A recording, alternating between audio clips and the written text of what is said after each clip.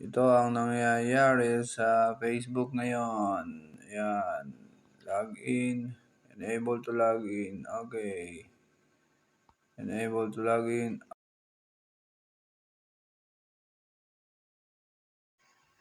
Ayan. Ayaw po mag-login ng Facebook. Ayan. Try namin i-login. Ayaw pa rin. Enable to login. Ngayon ay March 5, 2024. Ito ay nangyayari sa Facebook. Bigla na lang siya nag-session expired. Ayan, ilang beses namin sinusubukan mag-login.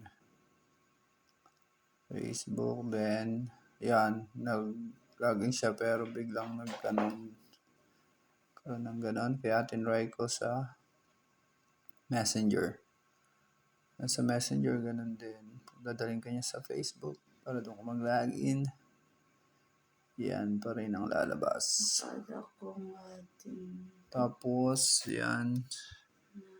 Try ko pa rin. Balik ako sa Messenger. And try.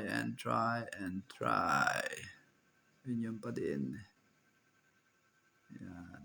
Ano kaya nangyayari sa labas ng bansa? Sa Facebook o sa Messenger?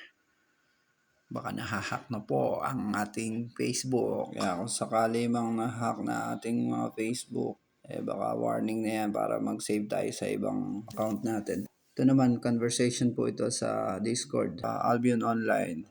Ang conversation nila ay nawalan din sila ng access sa Facebook. Ibig sabihin, sabay-sabay na nawalan ng access sa Facebook oras na ito. At kung gusto nyo pong mabasa ay slow-mo nyo na lang yung conversation. Yan, patunay na sabay-sabay na nawalan ng access sa Facebook sa ibang bahagi ng bansa. Ang date po ngayon ay March 5, 2024.